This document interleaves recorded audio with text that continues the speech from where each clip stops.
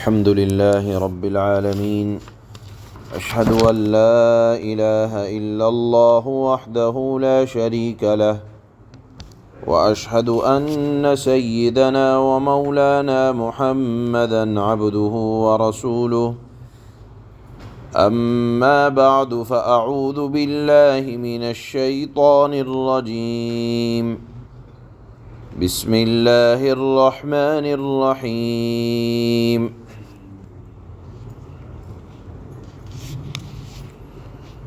قل أعوذ برب الناس ملك الناس إله الناس من شر الوسواس الخناس الذي يوسوس في صدور الناس من الجنة والناس صدق الله مولانا العلي العظيم.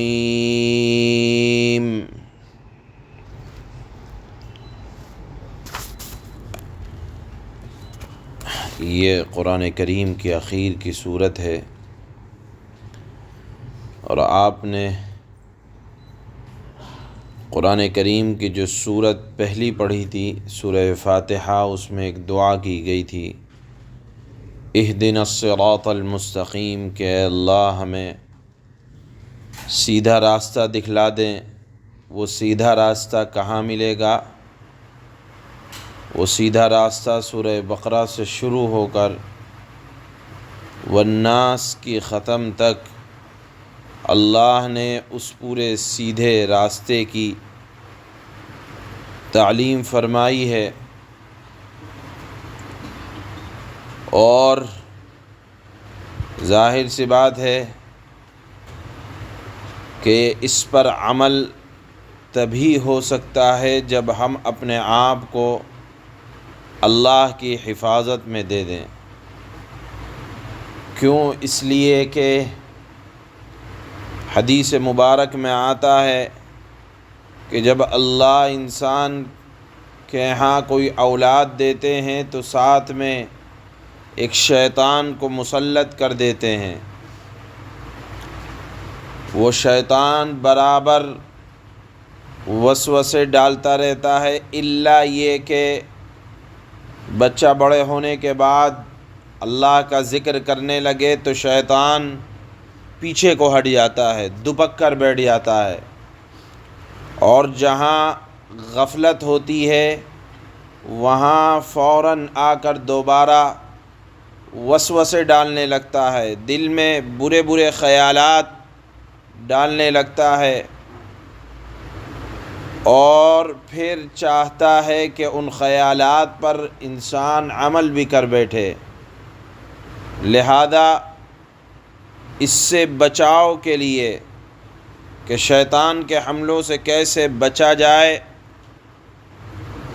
اس کے ایک آسان راستہ اللہ نے قرآن کی آخر صورت میں بیان فرمایا کہ سیدھے راستے پر چلنا چاہتے ہو، شیطان کے حملوں سے بچنا چاہتے ہو، تو اپنے آپ کو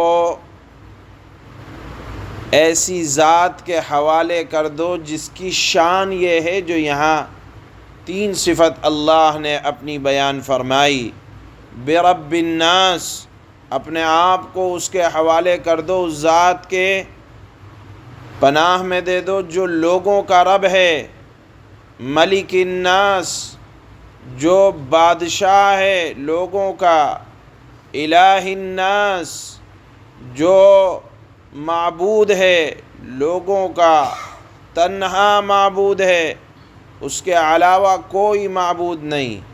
اب آپ دیکھیں اللہ نے یہاں اپنی 3 صفت اور زبردست صفت اللہ نے بیان فرمائی۔ اس سے معلوم یہ ہوا کہ شیطان کی طاقت ہمت اللہ کے علاوہ کچھ نہیں۔ خود اللہ نے قرآن میں بیان فرمایا ان کید الشیطان کان ضعیفا، شیطان کی تمام تدبیریں انتہائی بودی ہیں، کمزور ہیں، یا یہ کہا جائے کہ مکڑی کے جالے کی حیثیت بھی نہیں ہے شیطان کی تدبیروں کی، اگر آدمی اپنے آپ کو رب العالمین کی پناہ میں دے دے۔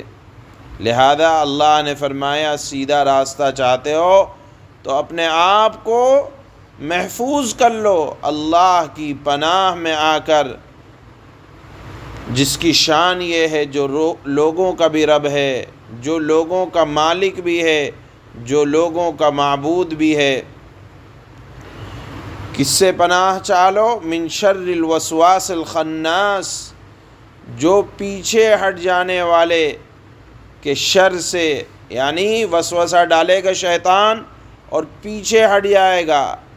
حدیث میں یہ آتا ہے کہ شیطان انسان کی رگ میں خون کی طرح دوڑتا ہے، خون جہاں تک جاتا ہے وہاں تک شیطانی اثرات چلے جاتے ہیں۔ اسی کو ذکر فرمایا الذی یوسوس فی صدور الناس، جو لوگوں کے دلوں میں وسوسہ ڈالتا ہے کہ یہ کام مت کر، وہ کام مت کر، یہ شریعت کے سلسلے میں طرح طرح کے وسوسے ڈالتا ہے۔ اب دیکھیے، آپ دیکھیں گے کہ اللہ نے سورہ فلق کے اندر جو اللہ کی پناہ میں آنے کی بات کہی تھی وہ ان چیزوں سے تھی جو باہر سے حملہ کر سکتے ہیں۔ مثال کے طور پر مخلوق کے شر سے پناہ مانگی گئی، مثال کے طور پر حسد کرنے والوں کے حسد سے پناہ چاہی گئی، یعنی جس کا تعلق لوگوں سے یا باہر کی ذات سے متعلق تھا۔ ایک یہ ہے جو آدمی اپنے دل کے اعتبار سے بیمار ہوتا چلا جاتا ہے کہ بیماری دل میں آ جائے۔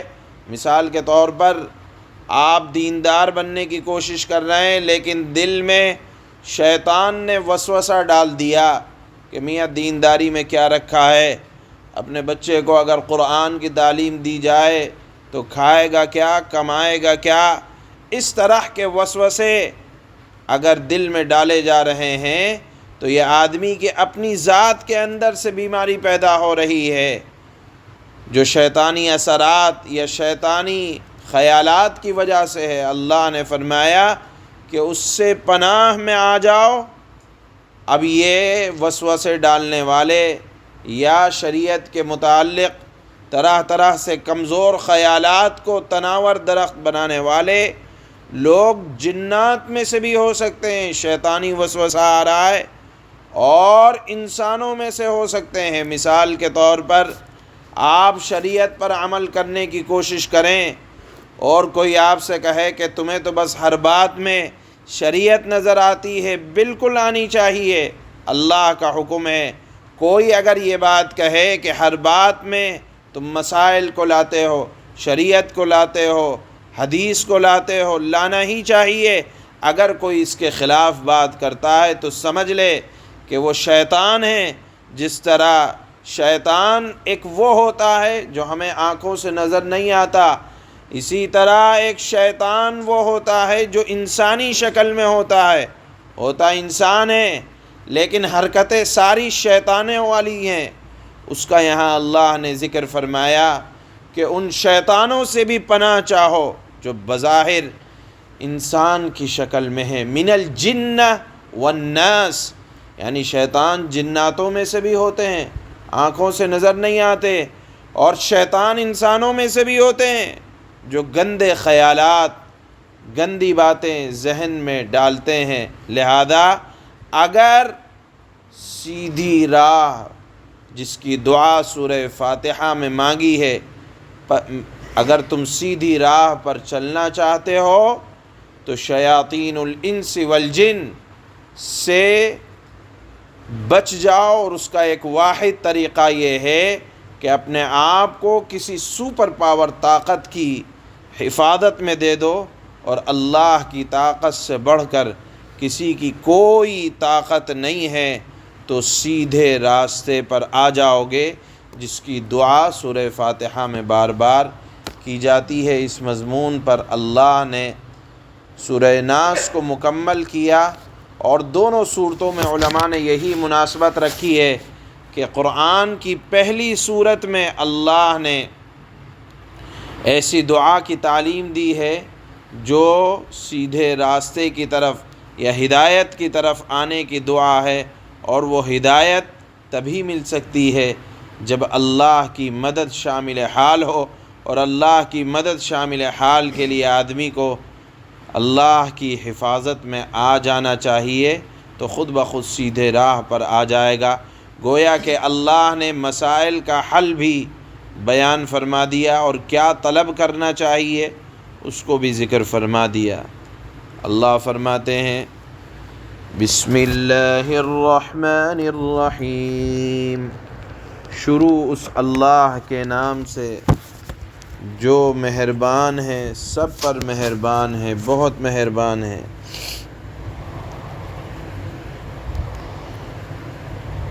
قل اعوذ برب الناس،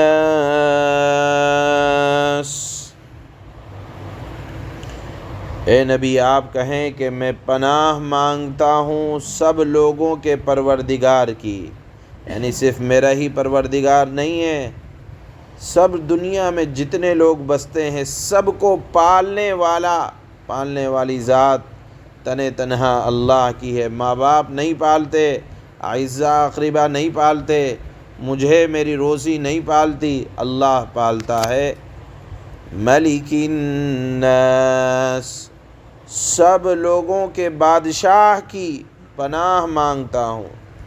الہ الناس، سب لوگوں کے معبود کی پناہ مانگتا ہوں۔ من شر الوسواس الخناس الذي يوسوس في صدور الناس من الجنة والناس، اس وسوسہ ڈالنے والے کے شر سے جو پیچھے کو چھپ جاتا ہے، یعنی غلط بات ذہن میں ڈالی اور ڈالنے کے بعد پیچھے کو ہٹ گیا۔ اسی طرح غلط راہ دکھلانے والے انسانوں میں سے جو دوست ہوتے ہیں، غلط بات کی تلقین کرتے ہیں اور غلط جگہ پھنسا کر خود اپنے آپ کو بچا لے جاتے ہیں، یہ شیطانی حرکت ہوتی ہے۔ اس کو اللہ نے فرمایا کہ اس وسوسہ ڈالنے والے کے شر سے جو پیچھے کو چھپ جاتا ہے، جو لوگوں کے دلوں میں وسوسہ ڈالتا ہے۔ اب یہ وسوسہ ڈالنے والے شیطان جنات میں سے ہوں، یعنی نظر نہ آئیں، یا انسانوں میں سے ہو، معلوم یہ ہوا کہ شیاطین انسان میں بھی پائے جاتے ہیں، غلط باتیں ذہن میں ڈالنے والے، ان لوگوں سے بھی پناہ مانگنی چاہیے اور اپنے آپ کو اللہ کی حفاظت میں دے دینا چاہیے۔ اللہ پاک ہم سب کو زندگی کے ہر مرحلے میں اپنی حفاظت میں رکھے، ہمارے ظاہر کی اور باطن کی اللہ پاک حفاظت فرمائے اور ہدایت والے راستے پر ڈال دے، اور جو ہدایت کا راستہ اللہ نے اس مکمل قرآن میں بیان فرمایا، اللہ زندگی کی آخری سانس تک ہم سب کو ان ہدایات پر عمل کی توفیق عطا فرمائے۔ وما علینا الا البلاغ المبین۔ انشاءاللہ اس کی مکمل دعا حضرت مفتی صاحب جمعے میں فرمائیں گے، آپ حضرات شرکت بھی فرمائیں، اور قرآن کریم کا اللہ نے یہ جو موقع ہمیں عطا فرمایا، یقیناً ہم کرنے والی ذات اللہ کی ہے۔ جتنا شکر ادا کریں کہ اللہ نے پورا قرآن سننے کی، پڑھنے کی، سمجھنے کی توفیق عطا فرمائی، یہ اللہ کے کرم سے ہوا۔ اللہ پاک ہم سب کی زندگیوں میں قرآنی برکات کو نازل فرمائے۔ انشاءاللہ اس کی مکمل وضاحت جمعے کے بیان میں حضرت مفتی صاحب فرمائیں گے۔